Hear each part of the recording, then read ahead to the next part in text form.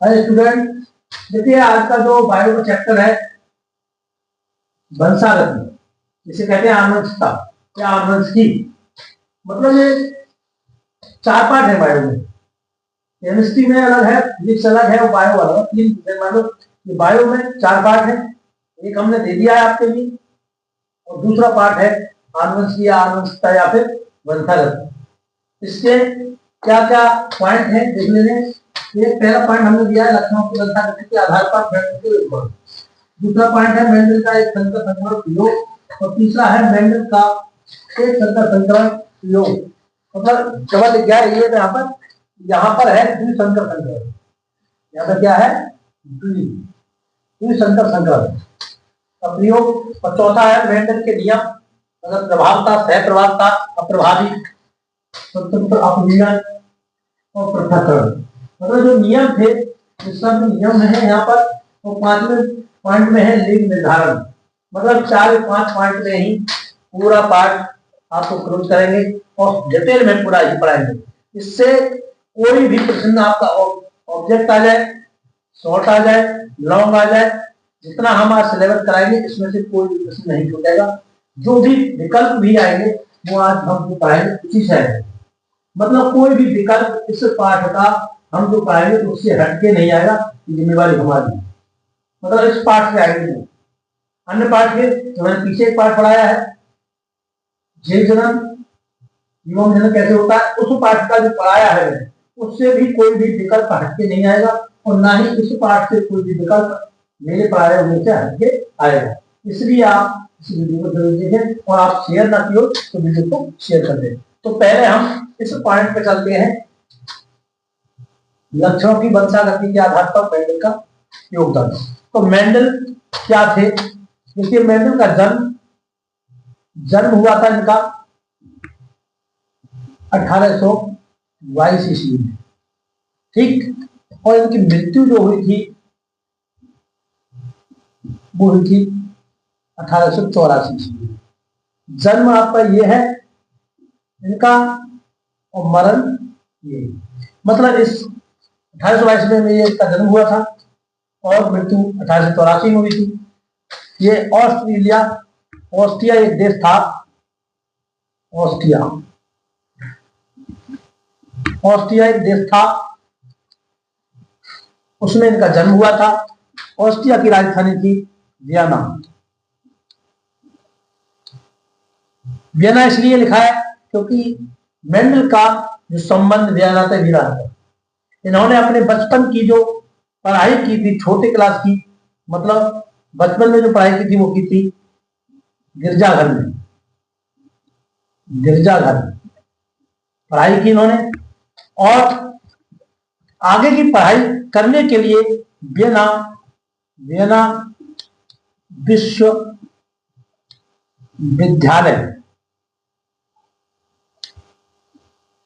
में इन्होंने एडमिशन लिया, प्रवेश लिया। और ये गणित और साइंस के एक मेधावी छात्र थे, मतलब एक हाईएस्ट छात्र थे, अच्छे थे, उच्च छात्र थे। मतलब सबसे हाईएस्ट जो उनका सब्जेक्ट था वो मैथ और साइंस था। मगर इन्होंने एक सर्टिफिकेट के लिए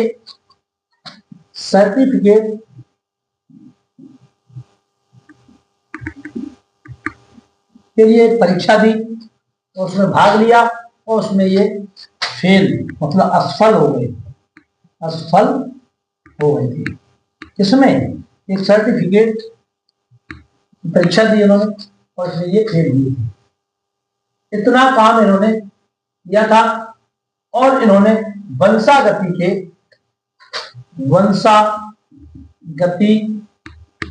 के 7 लक्षणों पर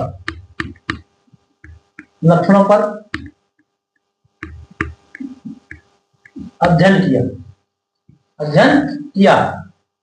भी किया और उनका रिकॉर्ड भी रखा। अध्ययन भी किया और रिकॉर्ड भी लिखे, मतलब अभिलेख भी लिखे, ठीक। इतना इन्होंने काम किया था। मतलब जरूरी नहीं है कि जो वंशागति था या आनुवंशिकी था, इस पर पहले रिसर्च कार्य यही थी। इनसे पहले भी बहुत रिसर्च की थी वंशागति पर, मगर नहीं, मगर पहले ये साइंटिस्ट थे मेंडल, जिन्होंने एक लक्षण को ध्यान में रखते हुए, एक लक्षण को ध्यान में रखते हुए और दो लक्षणों को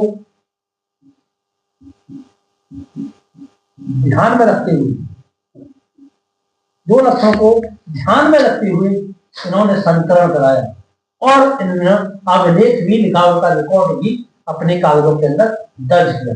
ऐसे पहले वैज्ञानिक थे मेंडल।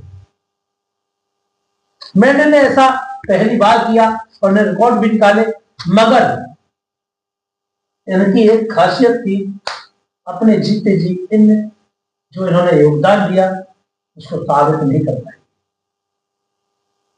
क्योंकि जब इन्होंने ये सब रिसर्च किया, 7 लक्षणों का लक्षण निकाले, अध्ययन किया, उसका रिसर्च करने के बाद रिपोर्ट निकाला, और 8 साल तक इन्होंने लगभग 8 साल तक इन्होंने रिसर्च किया था। 1857 से 1865 ईस्वी तक इन्होंने गिरजाघर में रह करके एक मटर के पौधे पर रिसर्च किया था।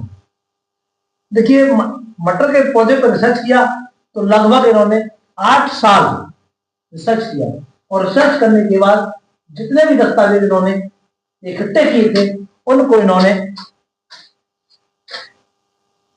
नेचुरल हिस्ट्री सोसाइटी सभा, नेचुरल हिस्ट्री सोसाइटी में इन्होंने सभा हो गई थी, उसमें अपने दस्तावेजों को पेश किया, मगर उन्हें वहां पर नकार दिया गया, था।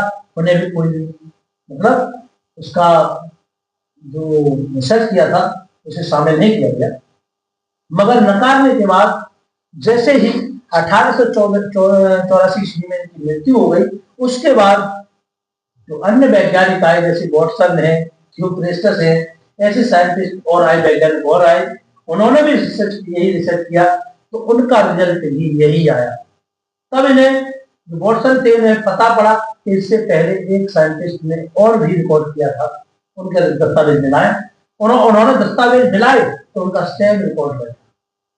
इसके बाद उन साइंटिस्ट, उन वैज्ञानिकों ने इस रिसर्च के लिए मेंडल का नाम ही दे दिया। तो जो इन्हें मिलना चाहिए था जीवन में अपने जीते जी, वो सम्मान इन्हें नहीं मिल पाया, मरने के बाद इनको सम्मान मिला। ये योगदान था मेंडल का हमारी साइंस के लिए। ये बहुत बड़े मेधावी छात्र रहे हैं गणित के, इसलिए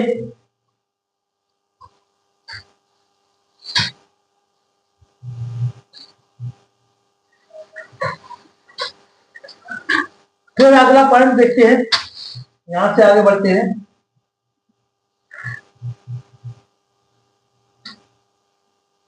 देखिए, कोई भी ऑब्जेक्ट टाइप बन सकता है, इस पर कोई भी प्रश्न बन सकता है, जैसे कि प्रश्न बन सकता है कि मेंडल ने कितने लक्षणों को ध्यान में रखते हुए एक सुंदर संग्रह कराया था, और मतलब कितने लक्षणों को ध्यान में रखते हुए जो संग्रह कराया था, और उनका जन्म कब हुआ था, ये भी प्रश्न बन सकता है, मृत्यु कब हुई, ये भी बन सकता है, और इन्होंने कितने साल तक इन मटर के पौधे पर रिसर्च किया, ये भी बन सकता है। और ये भी एक हो सकता है कितने पौधों पर रिसर्च किया था मेंडल ने, तो मेंडल ने रिसर्च किया था 29,000 पौधों पर रिसर्च किया था, 29,000 पौधों पर रिसर्च करने के बाद उन्हें रिजल्ट मिला था, वो भी 8 वर्षों में। ये भी प्रश्न बन सकता है ऑप्शन में, और ये भी प्रश्न बन सकता है कि वंशागति के अनुसार मेंडल ने कितने लक्षणों को निर्धारित किया, 7 लक्षण।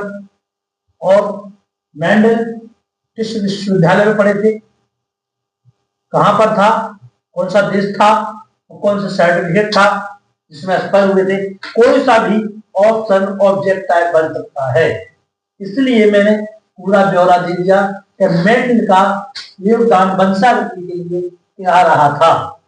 ठीक है, मैं इस प्रश्न को बता देता हूं।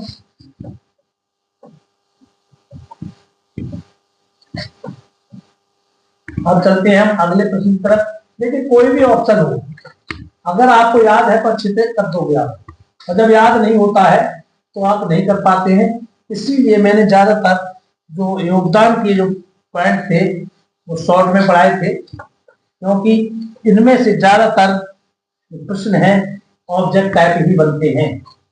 इसीलिए मैंने इन्हीं प्रश्नों को उठाया जो ऑप्शन के लायक थे, और उम्मीद की ऑप्शन बन सकते हैं।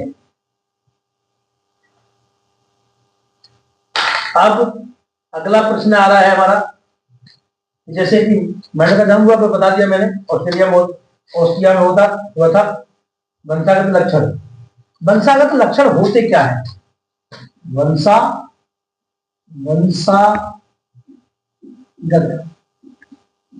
लक्षण मतलब ये वंशागत जो लक्षण होती है ये होते क्या है? आनुवंशिकी जेनेटिक्स जो है होती क्या है, इसका मतलब क्या है? तो देखिए, पीढ़ी एक पीढ़ी से ऐसे एक पीढ़ी से दूसरी पीढ़ी में लक्षण पहुंचना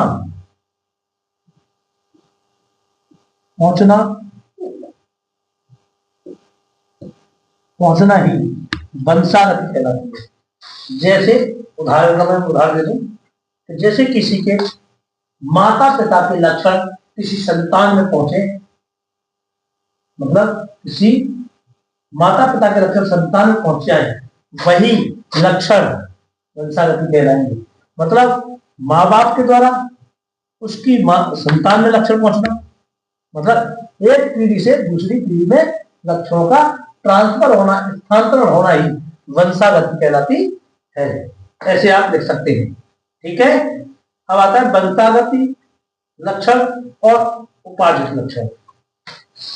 ठीक है, ये प्रश्न आ रहा है कि अगर आ जाए उपार्जित लक्षण क्या होते हैं और वंशागति लक्षण क्या होते हैं, इसके बारे में डिटेल में बताइए हमें। ठीक है, एक पॉइंट है वंशागति लक्षण, और दूसरा पॉइंट है हमारा उपार्जित लक्षण।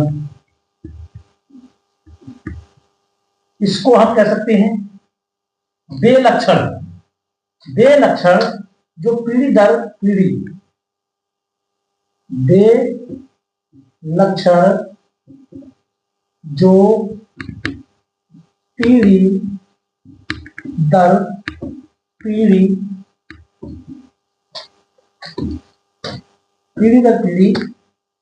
संतानों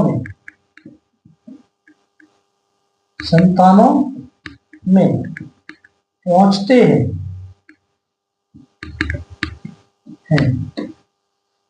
उन्हें हम वंशागति लक्षण कहते हैं। जैसे उदाहरण भी देता हूं, जैसे आंख का रंग, त्वचा का रंग, कान का आकार, और लंबाई में भी हो सकता है। मगर उपार्जित लक्षण क्या है?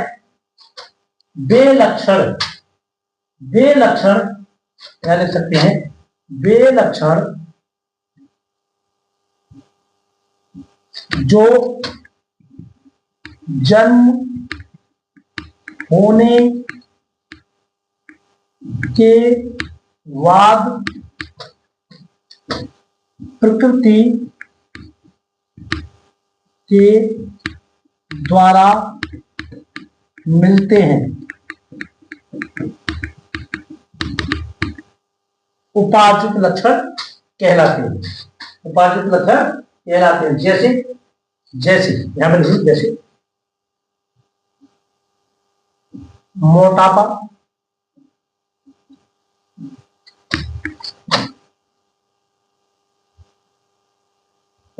हाथ कट जाना, हाथ कटना, रंग बदल जाना, बदलना, ये है। आगे भी सकते हैं, आगे। जैसे मान के चलिए आंख का रंग माता पिता या दादा दादी का नीला रंग है आंख का, और नाती का भी आंख का रंग नीला है, तो वो हमारे संतानों के पंचागत पीढ़ी दर वाले लक्षण है। त्वचा का रंग भी चल जाता है और आकार भी। कान छोटे बड़े माँ बाप की तरह हो या फिर दादा दादी की तरह हो तो वो हो जाएगा, क्योंकि वो वंशागत लक्षण है। मगर उपार्जित लक्षण वो होते हैं जैसे जन्म होने के बाद आपको पोषण सही तरह मिलता रहा तो मोटापा आ गया, या आपका हाथ कट जाना, जैसे कि मेरा कट चुका है, ऐसे कट जाना, उंगली कट जाना, नाक कट जाना, कान कट जाना, तो ये लक्षण हमारी अगली पीढ़ी में नहीं जाते हैं। जो लक्षण हमारे उपार्जित होते हैं वो अगली पीढ़ी में हमारे लक्षण नहीं जाते हैं, और जो हमारे अगली पीढ़ी में लक्षण जाते हैं उनको वंशागत लक्षण कहते हैं। यही आपको लिखना है उपार्जित लक्षण में और वैसे में, क्योंकि ये लक्षण हमारे डीएनए के साथ चलते हैं। इसके साथ चलते हैं डीएनए। एक पॉइंट मैं भी बता दे रहा हूं, बाद में भी आपको देखना है, इसलिए मैं एक पॉइंट अभी बता देता हूं। जैसे मान के चलिए ये कोशिका है, 9th में अगर पढ़ा होगा तो मैं 9th में बता रहा हूं, ये माइटोकॉन्ड्रिया है, माइटोकॉन्ड्रिया है, और ये केंद्रक है। इसमें इस प्रकार की वलय जैसी रचना पाई जाती है, और ये गाल्गी का है हमारा, ये गाल्गी का है। इसमें जो जीवद्रव फैला हुआ है, ठीक है, इसमें ये गुणसूत्र जो पाए जाते हैं, यहाँ पर धागे जैसी रचना होती है, धागे नुमा रचना होती है, इसी को कहते हैं गुणसूत्र। इसी को कहते हैं गुणसूत्र, इसी को गुणसूत्र कहते हैं।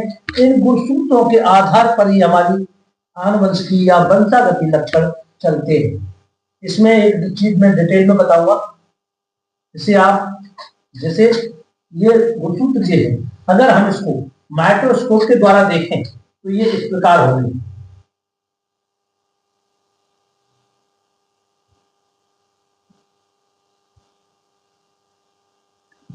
इस प्रकार ये लक्षण, इस प्रकार ये चित्र दिखेगा। यहां पर प्रोटीन के कुछ टुकड़े लगे हुए होंगे, प्रोटीन के कुछ टुकड़े लगे हुए होंगे,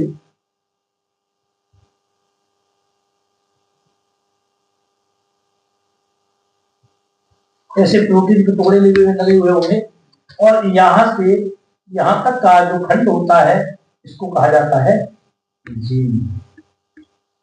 और इस प्रकार की जो रचना होती है एक शरीर में धागे नुमा केवल सिंगल धागा, इसको बोलते हैं आरएनए। ठीक, इसको आरएनए बोलेंगे, इसको डीएनए भी बोल देते हैं, डीएनए, इसको डीएनए बोल देते हैं, क्योंकि ये प्रोटीन से बने हुए होते हैं डीएनए, इसीलिए फास्फेट शर्करा भी इसी में प्रोटीन में आती है, और फास्फेट शर्करा के भी बने होते हैं डीएनए, इसलिए बोला जाता है, क्योंकि इन गुणसूत्रों से ही डीएनए जो बना होता है डीएनए के द्वारा ही गुणसूत्र होता है, मतलब डीएनए के द्वारा ही गुणसूत्र का निर्माण होता है। जैसे डीएनए और प्रोटीन ये सब दोनों मिलकर के गुणसूत्र का निर्माण करते हैं। क्या करते हैं? गुणसूत्र का निर्माण करते हैं। ये चीज मुझे अच्छी नहीं बताना क्योंकि ये आगे चल के आपको देखने पड़े, इसीलिए मैंने इसी में बता दिया। डीएनए और प्रोटीन के बनकर मिलते हैं गुणसूत्र, और गुणसूत्र का ही काम होता है वंशागति लक्षण एक पीढ़ी से अगली पीढ़ी में ले जाना। अगर डीएनए ना होता तो ये वंशागति लक्षण एक पीढ़ी से दूसरी पीढ़ी में नहीं पहुंच पाती। डीएनए का काम होता है। ठीक है, यहाँ तक आपके तुम्हें पूरी तरह से आ गया होगा। उपार्जित और वंशागति लक्षण क्या होते हैं? देखिए मैं इसलिए बता रहा हूँ जिससे कि आपको याद रहे और आप ना भूलें। ठीक है, पूरी तरह से आपको समझ में आ गया होगा। बताना चाहे बता सकते हैं, बता दूं में से। ठीक है,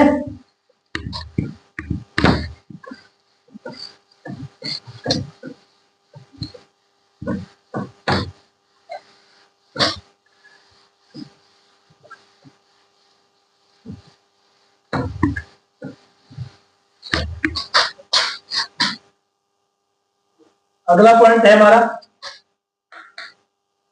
आनुवंशिकता की खोज किसने की?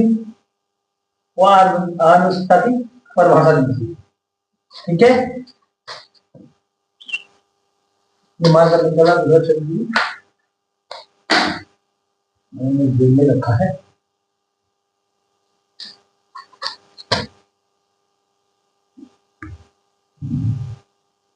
आनुवंशिकी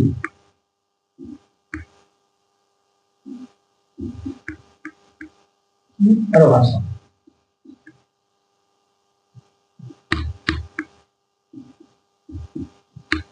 आनुवंशिकी परिभाषा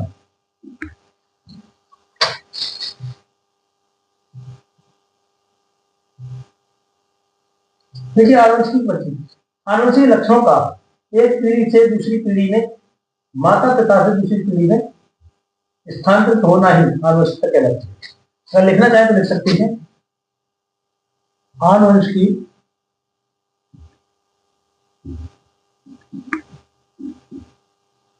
के आधार पर एक पीढ़ी से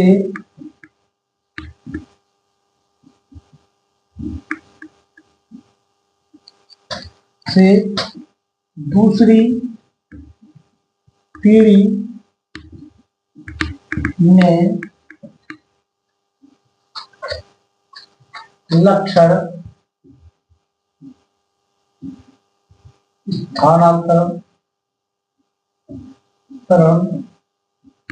होना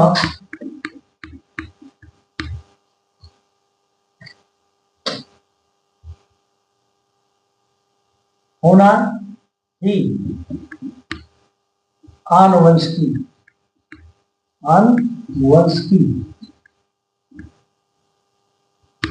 आनुवंशिकी कहा जाता है, कहलाता है, कहा जाता है। आनुवंशिकी कहा जाता है। आप इस प्रकार डेफिनेशन भी लिख सकते हैं। मतलब आनुवंशिकी के आधार पर एक पीढ़ी से दूसरी पीढ़ी में लक्षणों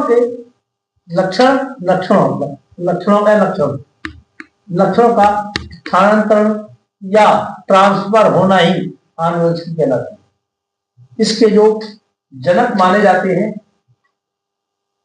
वो ग्रेगर जॉन मेंडल को ही कहा गया है। ग्रेगर जॉन मेंडल है, इन्होंने खोज की थी, इसीलिए इनको जनक भी कहा जाता है, जनक भी कहा जाता है। मगर आनुवंशिकी की जो शब्द की खोज है 1866 ईस्वी में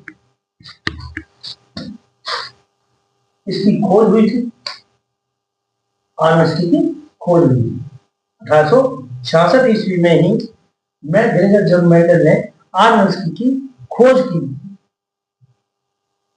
मगर आर्नस्ट की शब्द की खोज किसने की?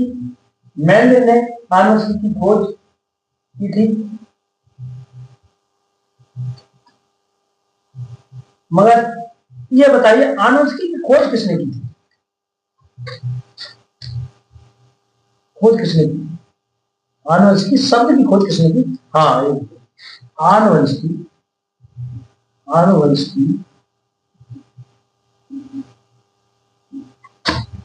शब्द की खोज किसने की? शब्द की खोज मतलब वंशागति की, आनुवंशिक की जो लक्षण थे प्रोसीजर पे चलने वाले, ये तो मेंडल ने की, मगर शब्द की खोज किसने की? आनुवंशिक शब्द, मतलब जो आनुवंशिक शब्द दिया है जेनेटिक्स, इसका खोज किसने की थी? इसकी खोज की थी बैटसन ने। बैटसन भी बोल देते हैं, वॉटसन भी बोल देते हैं,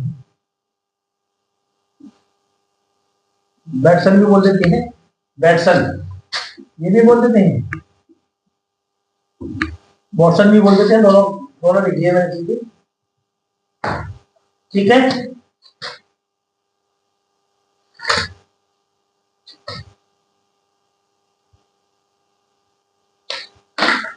एक चीज और पूछा हूं, मेंडल ने मटर के पौधे को क्यों चुना था? मटर के पौधे को क्यों चुना था? मेंडल ने मटर का पौधा ही क्यों चुना? उसी पर सर्च क्यों कर किया गया? क्योंकि मटर का पौधा जो था एक वर्षीय था, एक वर्षीय पौधा था, ठीक। दूसरी बात थी उसमें अनेक लक्षण थे, ठीक है, अनेक लक्षण थे, और उसमें वह सुनो, वह द्विलिंगी था, द्विलिंगी मटर का जो पौधा था वो द्विलिंगी था, और इसमें स्वपरागण और परपरागण भी आसानी से किया जा सकता था।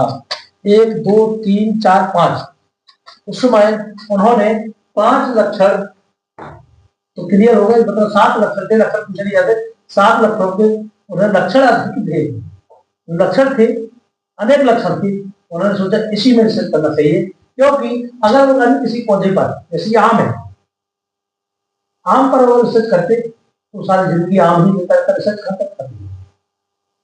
ये एक वर्षीय पौधा था, 1 वर्ष में ही इसके लक्षण आ जाते और खत्म भी हो जाते, इसलिए। और इसमें द्विलिंगी पौधा था, एक ही पुष्प पर नर और मादा दोनों के लैंगिक अंग पाए जाते हैं, इसलिए इन्होंने सोचा कि मटर का ही पौधा सही है। इसी के आधार पर मटर के पौधे को चुना था मेंडल ने। यहां तक लगभग आपके समझ में पूरी तरह से आ गया होगा। अब चलते हैं अगले पॉइंट की तरफ।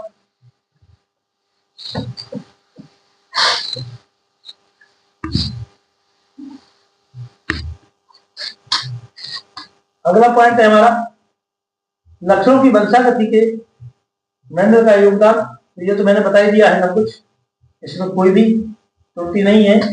प्रश्न आ सकता है इस पर कि मटर का बॉटनिकल नेम क्या है, तो है पाइसम सैटिवम, पाइसम लिख दो तब भी, मटर का बॉटनिकल नेम तो यह पाइसम सताई बम, पाइसम सताई बम, ये इसका बॉटनिकल नेम है, इसलिए लिख दिया कि कहीं ऑब्जेक्ट में भी आ सकता है इसी के लिए। और उन्होंने 29,000 पौधों पर रिसर्च किया जो 8 वर्षों में हुआ था। नेचुरल सोसाइटी नाम की एक सभा थी जहां पर उन्होंने अपने अभिलेख रखे थे, अभिलेख रखे थे, जहां पर बाद में उन्हें सम्मान मिला मरने के बाद उन्हीं दस्तावेजों के आधार पर, क्योंकि उनके दस्तावेजों को नकार दिया गया था। ठीक, अगला पॉइंट है हमारा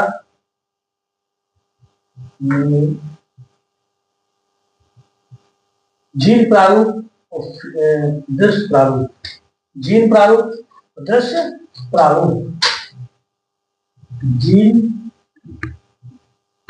प्रारूप बा दृश्य प्रारूप से आप क्या समझते हैं? ठीक,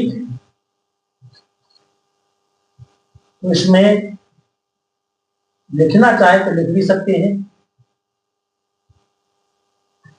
जो लक्षण हमें आंखों के द्वारा दिखाई देते हैं वह दृश्य प्रारूप कहलाते हैं। इन्हीं को कहा जाता है फिनोटाइप।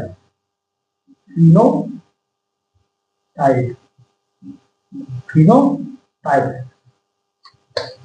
जो लक्षण हमें आंखों से नहीं दिखाई देते मगर वास्तव में लक्षण वो होते हैं, वो कहलाते हैं जीन प्रारूप। जो हमें आंखों से लक्षण दिखाई ना दें वो कहेंगे जीन प्रारूप। ठीक है, अब कैसे होते हैं उनको कहता है जीनोटाइप। जैसे हमने एक पौधा लिया, लंबा पौधा और एक ले लिया हमने बौना पौधा। इन दोनों में हमने क्रॉसिंग करा दी, मतलब संकरण कर दिया ऐसे और इसके द्वारा, ये हो जाएगा शुद्ध लंबा। इसकी फिर क्रॉसिंग कराई इससे, ये भी शुद्ध लंबा। फिर कराई हमने इससे और इसकी, तो ये भी आया शुद्ध लंबा।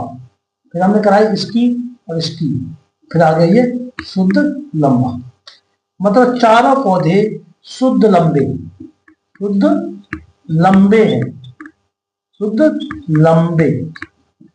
शुद्ध लंबे पौधे हैं, मगर इनमें कोई भी मतलब बौना नहीं है, मगर इसमें बौनेपन का लक्षण छिपा हुआ है। बौनेपन का लक्षण छिपा हुआ है। जो हमारा स्मॉल टी है ये स्पष्ट बता रहा है, स्मॉल टी मतलब नाटा, बौनापन, बौनेपन का लक्षण इसमें छिपा हुआ है। और जो लंबेपन का जो गुण है, एलिन है, दिखाई दे रहा है, ये छुप नहीं रहा है, ये लंबेपन का प्रभावी है बौनेपन पर। कौन सा लक्षण प्रभावी है इसमें? लंबापन प्रभावी है। लंबापन, ये कौन सा लंबापन प्रभावी है? बौनेपन, बौना है उस पर प्रभावी हो गया है, मतलब अंदर लक्षण है बौनेपन का मगर ऊपर से दिखाई नहीं दे रहा है। तो इसको क्या कहेंगे हम? दिखाई नहीं दे रहा है हमें, क्या दे रहा है? शुद्ध लंबे दिखाई दे रहा है, तो उसको कहेंगे दिखाई देने वाली चीज को फिनोटाइप। और जो दिखाई नहीं दे रहा है उसको कहेंगे जीन प्रारूप। ठीक है, यहां तक लगभग आपके समझ में पूरी तरह से आ गया होगा।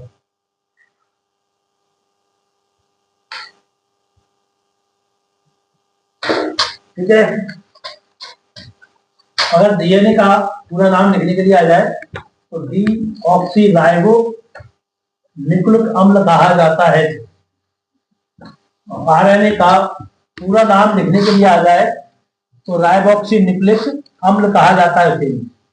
आप लिख सकते हैं अपनी कॉपी में राइबोक्सी न्यूक्लिक अम्ल, डीऑक्सी न्यूक्लिक अम्ल।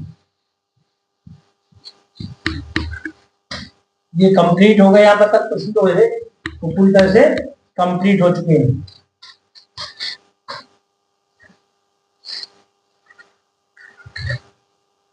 अब आता है समयुग्मजी और विषम युग्मजी।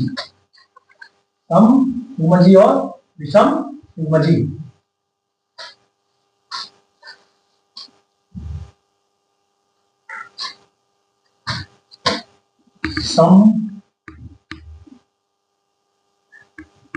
युग्मजी, समयुग्मजी, बा विषम युग्मजी, विषम युग्मजी, समयुग्मजी, समयुग्मजी दो होते हैं। ये मान के चलिए सम, ये हमारा क्या एलिल, और दोनों को लिख दिया, ये हो गए हमारे युग्म। क्या हो गई ये युग्म।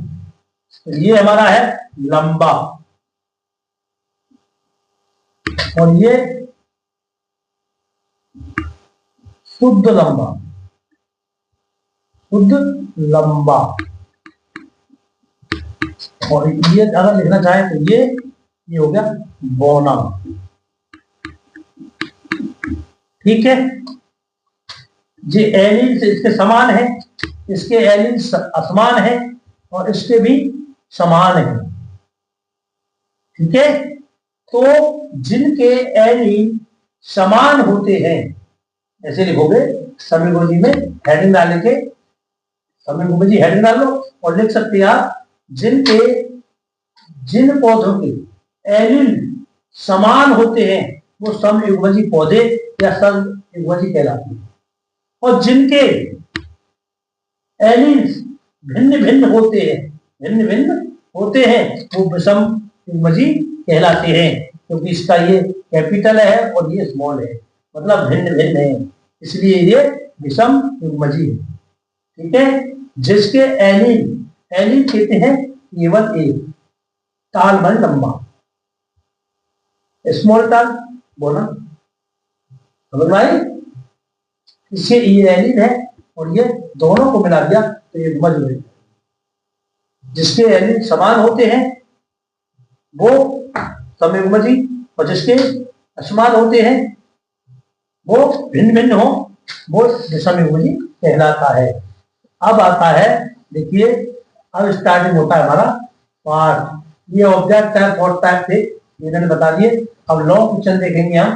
देखिए योगदान मेंडल का था, वो पूरी तरह से मैंने बता दिया है, ये प्रश्न समाप्त हो गया है। सही है, अब प्रश्न चलेगा ये वाला, एक संकर संकरण क्या है। ठीक है, तो इसमें हम एक बात बताएं, किसी भी पौधे के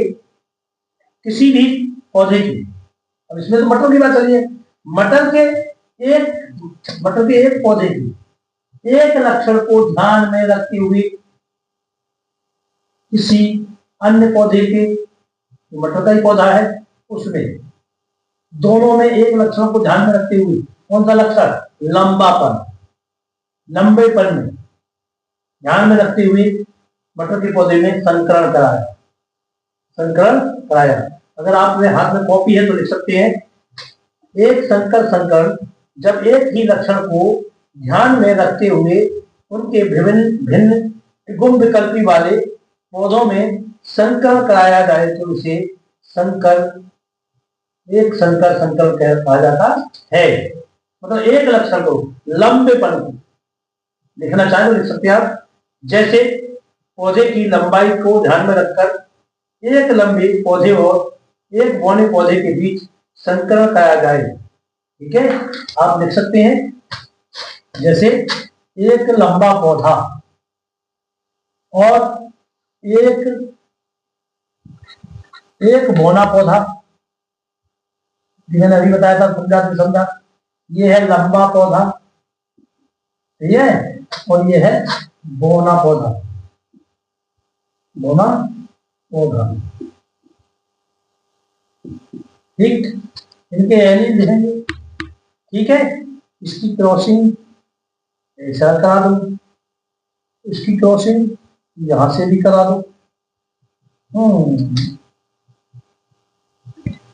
एक से के बाद नहीं करा सकते हम, इससे करा दो। ठीक है, अब इसकी करा दो इस वाले से, और इसकी फिर करा दो इस वाले से।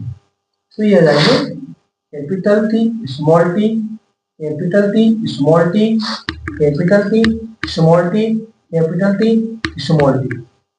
मतलब सभी पौधे कितने कैसे हो गए, टोटल पौधे कहते हैं शुद्ध लंबे, शुद्ध लंबे मतलब शुद्ध लंबे हो गए, मगर इसमें जो बौनापन है उसका एक लक्षण है वो छिपा हुआ है। क्या है? छिपा हुआ है। सही है। ये P1 पीढ़ी के पौधे हैं, P1 पीढ़ी के पौधे हैं और ये F1 के पौधे, पीढ़ी के पौधे हैं, F1 पीढ़ी के पौधे हैं। ठीक है, F1 पीढ़ी के पौधे हैं और ये P1 पीढ़ी के पौधे हैं। जब ये हमारा रिजल्ट निकल के आया पहली पीढ़ी में कोई भी पौधा बौना नहीं मिला, मतलब इसका लक्षण कुछ देखने को नहीं मिला, कोई लक्षण नहीं मिला। ठीक है, इसी के लक्षण दिखाई दिए, मगर इसका जो लक्षण था छिप गया था। हमने सोचा जब छिप कैसे गया, तो मेंडल ने इनका फिर से दोबारा से स्वपरागण कराया, इनका स्वपरागण कराया। कैसे कराया? स्मॉल टी और कैपिटल टी, स्मॉल टी। इनका जब उसने क्रॉसिंग कराया, मेंडल ने जब क्रॉसिंग कराया, तो देखिए इस प्रकार के लक्षण प्राप्त हुए।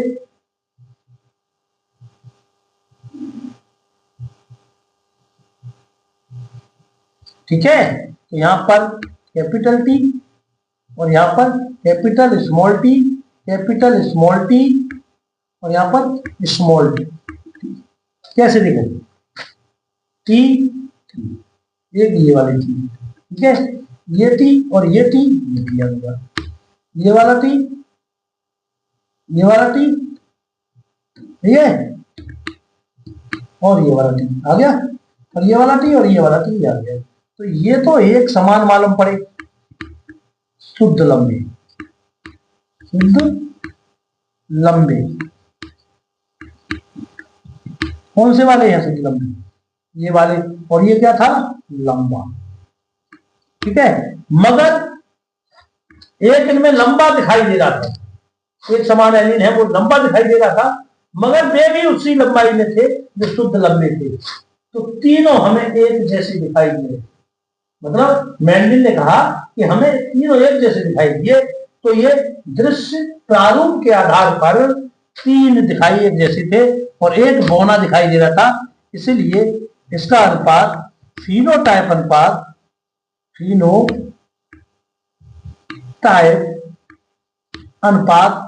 फिनोटाइप अनुपात जो रखा गया वो रखा गया 3:1।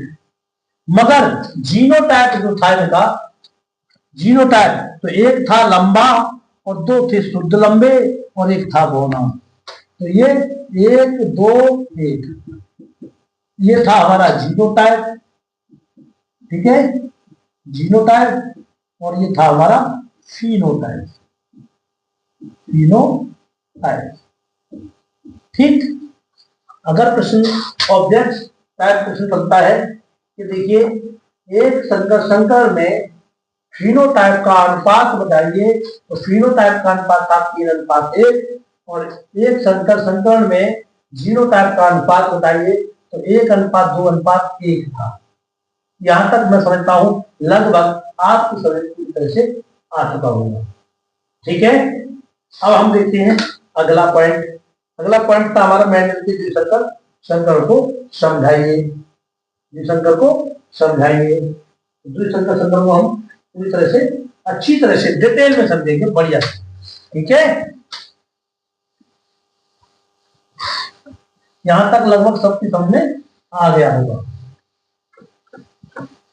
मुझे उम्मीद लगती है कि कोई भी दिक्कत आपको नहीं आ रही होगी, यहां तक समझ नहीं है, तो ये लगभग समझ में आया होगा। देखिए जो बड़े बड़े चैनल होते हैं जिन पे डिजिटल बोर्ड होते हैं, वो तो अपने प्रश्न लिख लेते हैं और चार्ट बना लेते हैं, मतलब पीडीएफ बना लेते हैं और आराम से सवालों को हल कर देते हैं। मगर हमारे पास डिजिटल बोर्ड नहीं है, इसलिए हमें लिखना भी पड़ता है और भैया मिटाना भी पड़ता है। मेंडल के द्विसंकर संकर प्रयोग, मेंडल के द्विसंकर संकर संकरण प्रयोग।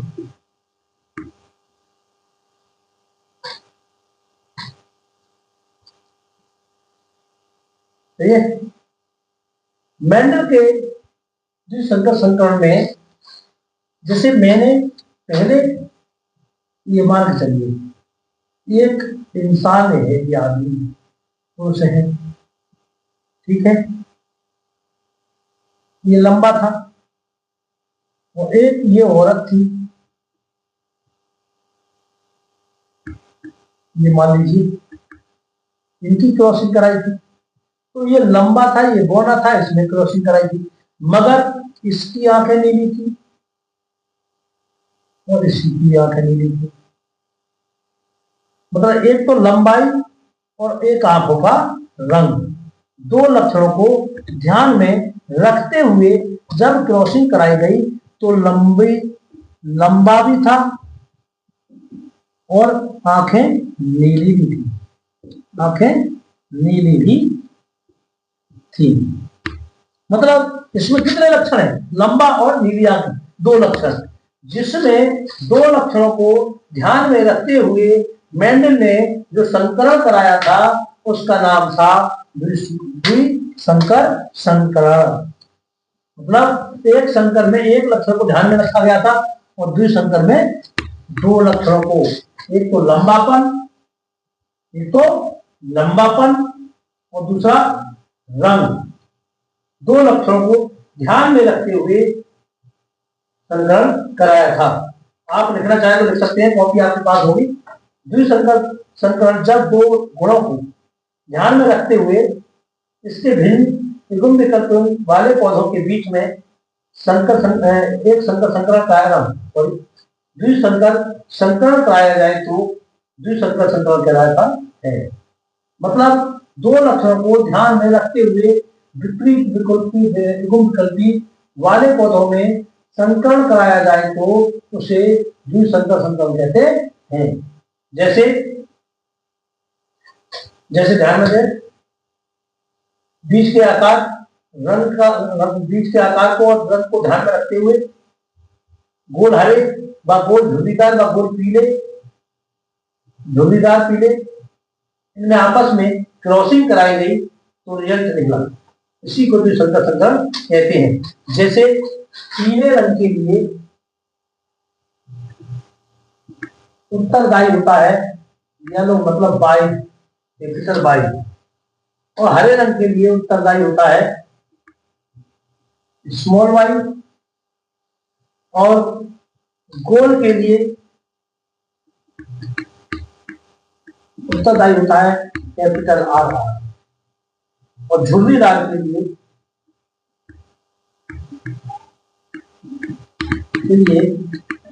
उत्तरदायी होता है आर। मतलब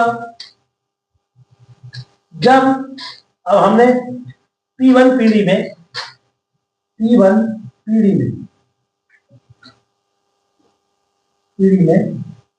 क्या लिया हमने? आर और बाई ले लिया। मतलब हमने गोल पीला ले लिया, हमने, ठीक, और क्रॉसिंग कराई हमने झुर्रीदार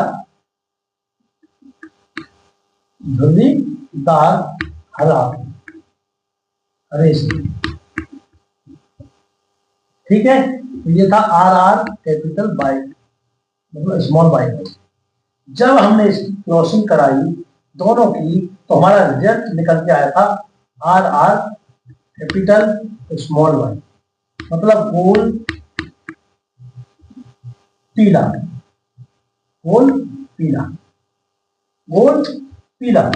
मतलब गोल और पीला रंग इस झुर्रीदार हरे पर प्रभावी था।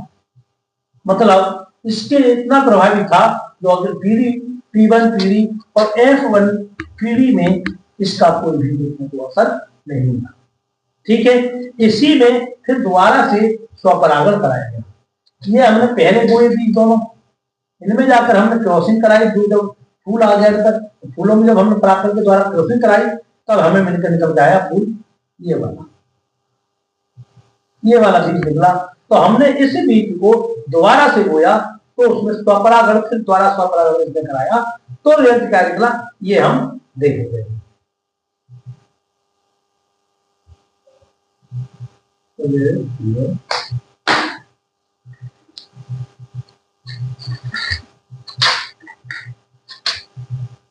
गोल पीला प्रभावी था और झुर्रीदार हरा जो वो था अप्रभावी था। इसमें जो हमें बीज प्राप्त हुए गोल पीले प्राप्त हुए और झुर्रीदार प्रभावी था इसलिए उन्हें प्राप्त नहीं हुई। इसमें फिर हमने स्वपरागण कराया। स्वपरागण कैसे कराया देखते हैं।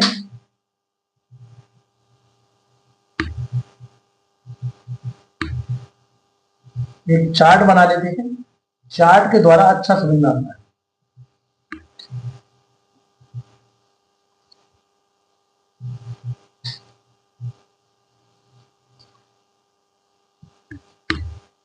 देखिए पूरा प्रश्न मैंने लगभग कोई जल्दबाजी नहीं की है, अच्छी से डिटेल में पढ़ाया है और अच्छा लगा हो तो वीडियो को एक बार शेयर जरूर करता भैया, शेयर कर दें जिससे कि बहुत अच्छा रेस्पॉन्स जाए। ठीक है, क्योंकि मैंने कहीं पर भी कोई रुकावट नहीं की है।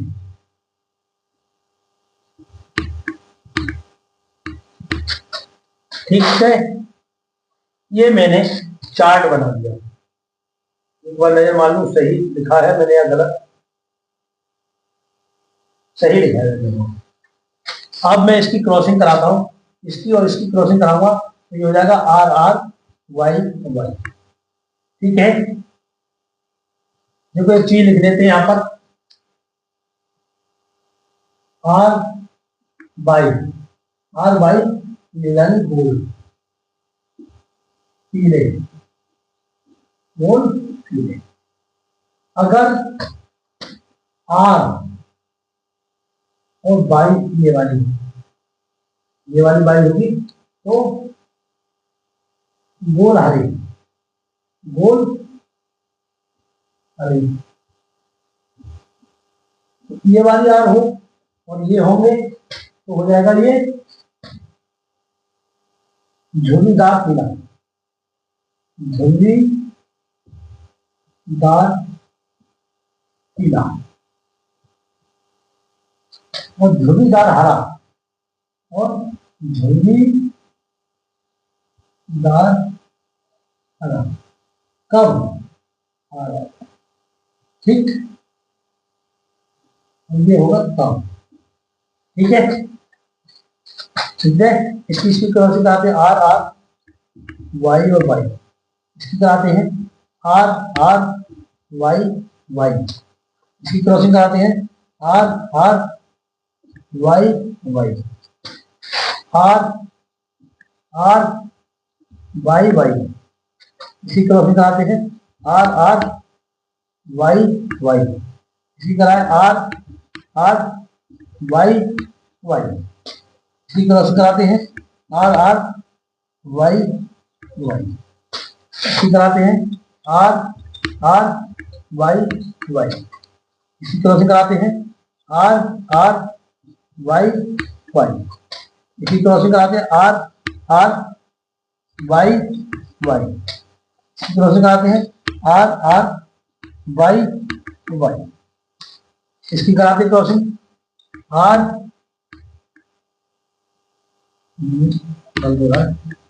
Are are. ठीक है, आर आर हो गया Y Y, R R Y Y, R R Y, अब रह गया आर आर वाई वाई। नीचे वाली लाइन हमारी कैमरे में नहीं आ रही होगी, देख लेना एक बार तो मैं समझा दूंगा। नीचे वाली लाइन कैमरे में आ रही ना होगी, देखते हैं।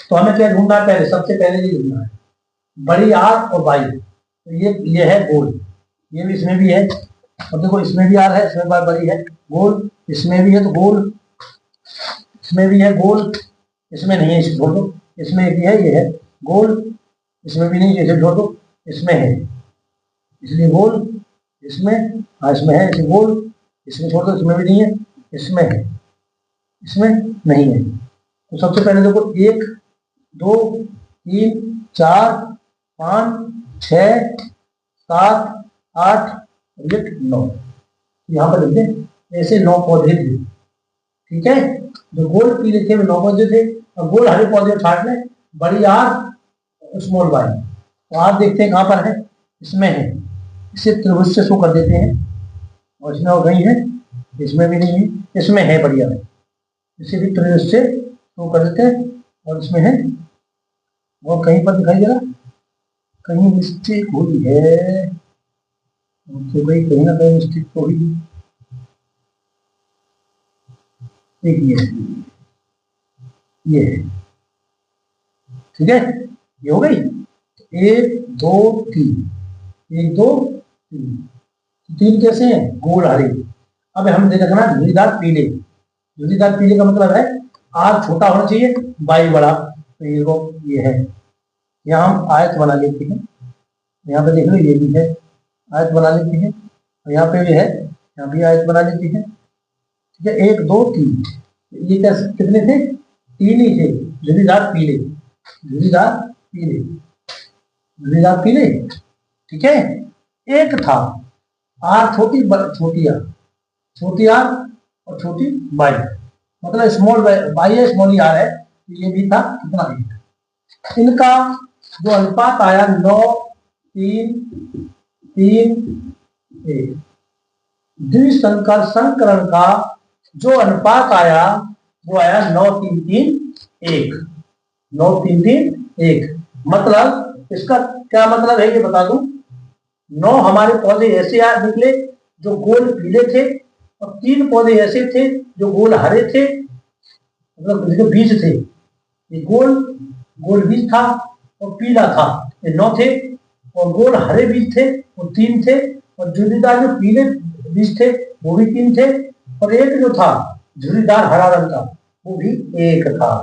ये आया 9 3 3 1।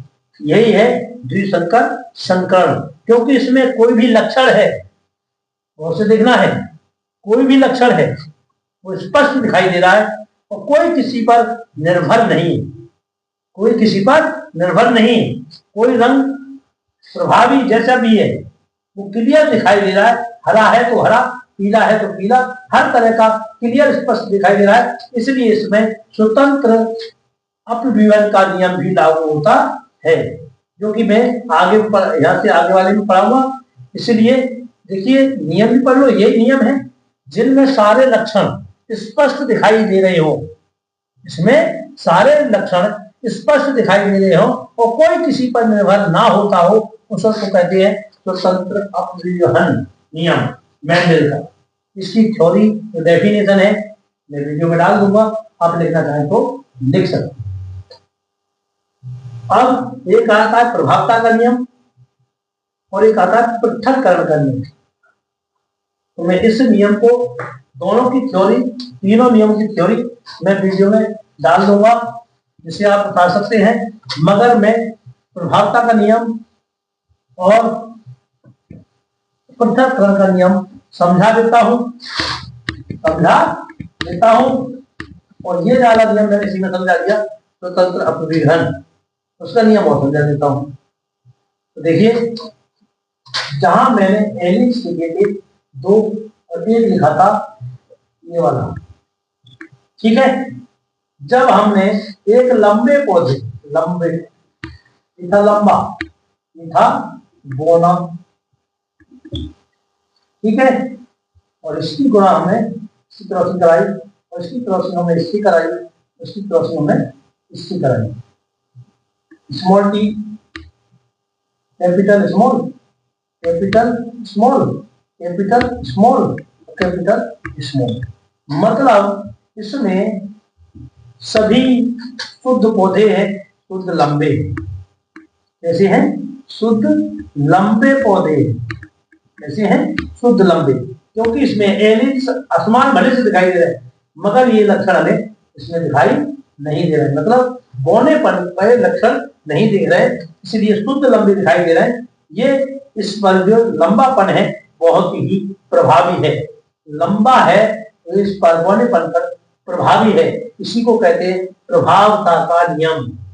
जो एलियंस दूसरे एलियंस पर पूरी तरह से प्रभाव अपना जमा लें उन्हें कहते हैं प्रभावी एलियन। तो इन्होंने प्रभाव पूरी तरह से दिया, इसको कहते हैं प्रभावता का नियम। इसी को कह सकते हो आप, इसी के द्वारा हम गुण विकल्पी भी चुन सकते हैं। ठीक है, ये बौनेपन अपना रंग अलग नहीं दिखा पा रहा, मगर इसी के पे जब स्वपरागण हमने कराया, इसी पर हमने जब इसी की फसल में 2 आरानी बीजों से स्वपरागण कराया तो हमें कुछ इस प्रकार के मान देखने को मिले। ये वाला गलत हुआ है,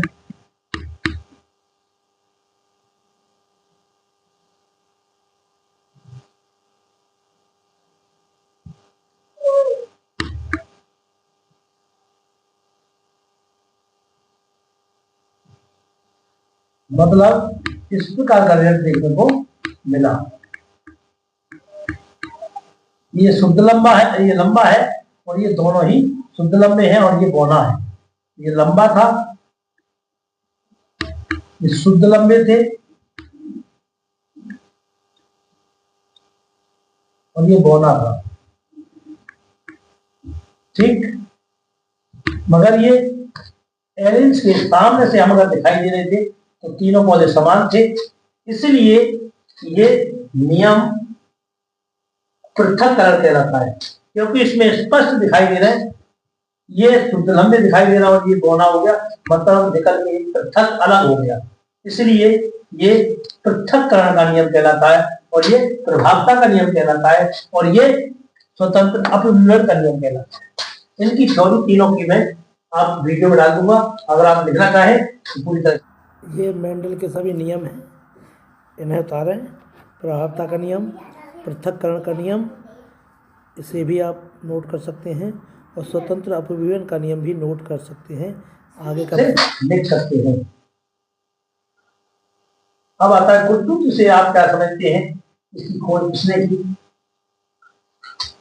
तो ये किस प्रकार के होते हैं बताइए। तो मैंने आपको शुरू में बताई थी एक चीज, ठीक है, मगर मैं इसे बता दूं जिससे कि आप अगर आप इसे समझा सकूं। एक पॉइंट रह गया है, लेकिन सूत्र क्या है और इसकी खोज किसने की, और एक प्रश्न रह गया है, एक प्रश्न और रह गया है लिंग निर्धारण। 2 ही पॉइंट रह गए, दोनों ही पॉइंट पर डिटेल में बता करके इस वीडियो को समाप्त करूंगा। बढ़िया करके समझाना है जिससे कि आपकी समझ में आता रहे, क्योंकि मैं शॉर्ट भी कर दूं तब भी कोई फायदा नहीं निकलेगा, क्योंकि आपको समझ में नहीं आया तब भी बेकार है वीडियो बनाना, और समझ में आ जाए तो अच्छी बात है। अगर आपकी समझ में वीडियो सही आ रही हो बायोलॉजी और ये मेरा 5 चैप्टर समझ में आ रहा हो सही, तो ये काम करने आपने वीडियो शेयर नहीं की होगी तो प्लीज वीडियो को शेयर कर दें अपने दोस्तों के लिए, जिससे कि उन्हें भी कुछ ना कुछ फायदा हो जाए। मगर आप पढ़ते रहेंगे, वीडियो को स्किप ना करें, स्पीड से ज्यादा ना चलाएं, तो ज्यादा तेज चलाएंगे तो आपको समझ में कुछ भी नहीं आएगा, इसलिए आप वीडियो को आराम से देखें। अब आता है क्वेश्चन से, क्या आप क्या समझते हैं खोज इसकी किसने की। तो ये जीव की कोशिका के केंद्र में उपस्थित धागों के आकार की संरचना होती है, देख सकते हैं आप। ये जीव की कोशिका के केंद्र में उपस्थित धागों के आकार की संरचना होती है। ये केंद्रक में पाए जाने वाले न्यूक्लियो प्रोटीन के बने होते हैं। ये कुंडलित धागेनुमा संरचना के रूप में दिखाई देते हैं। स्टार्स बर्गर ने इन्हें 1875 ईस्वी में खोज की थी तथा गुरुत्व शब्द का प्रयोग बाल्डेयर ने 1888 ईस्वी में किया था और इसका अध्ययन भी किया, इसके बारे में उसका बहन ने इसका अध्ययन भी किया।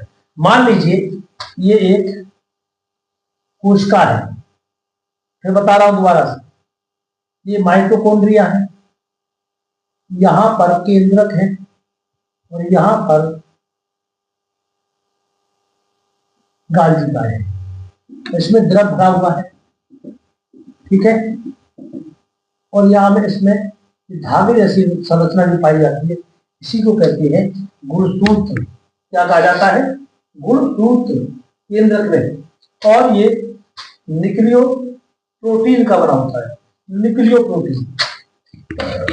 जैसे कि ऐसे कर लो, DNA plus protein plus protein, इन दोनों चीजों से मिलकर बना होता है गुणसूत्र। गुणसूत्र बना होता है इसका, ठीक है। और इसकी 1875 में स्टार्च बर्गर नाम के एक वैज्ञानिक हुए, जिन्होंने 1855 में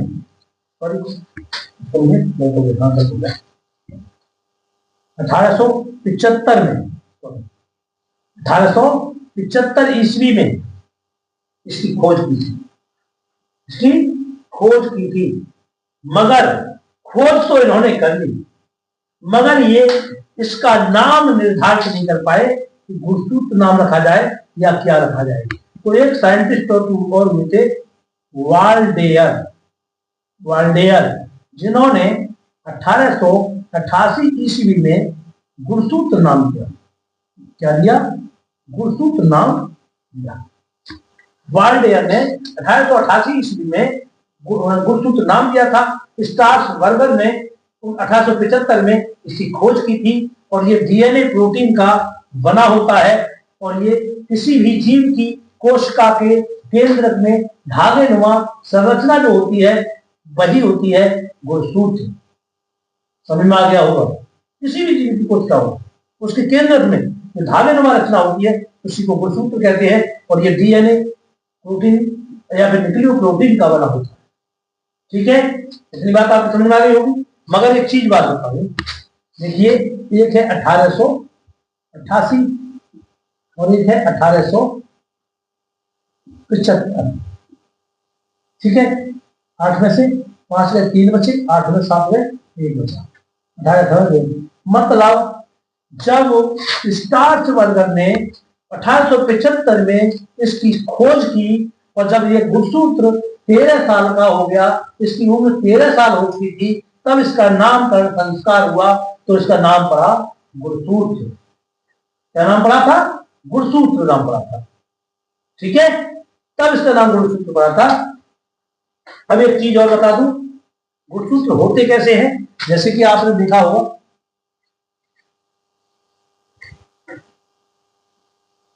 इस हिसाब में, ठीक, ये जीन कहलाता है भाग, और यहां पर ये प्रोटीन के कण लगे हुए होते हैं, ठीक है। यहाँ प्रोटीन के कण लगे हुए होते हैं, ये गुणसूत्र कहलाता है। और ये मनुष्य में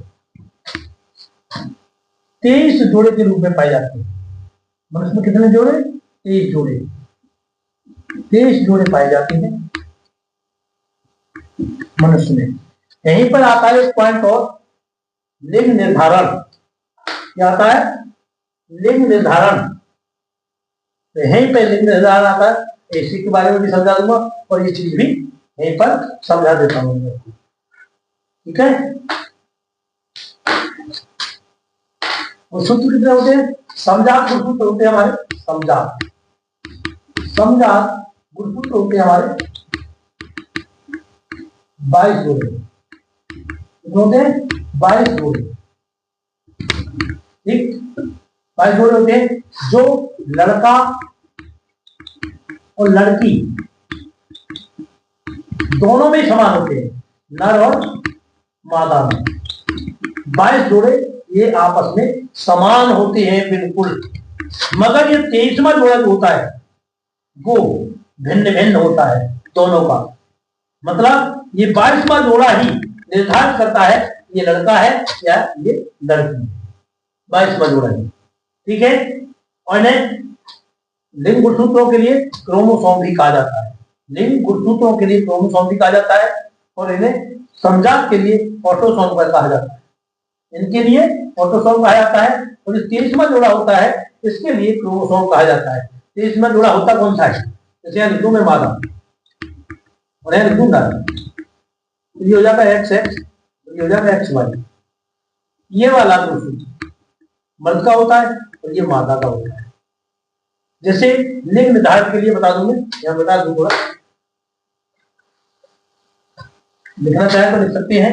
गुणसूत्र को नाम किसने दिया था और ये कितने साल का हो गया था, जब जवान हुआ था, नवा नामकरण हुआ था इसका, ये आप देख भी सकते हैं और लिखना चाहे लिख सकते हैं। मान लीजिए ये नर है और ये मादा है, ठीक है।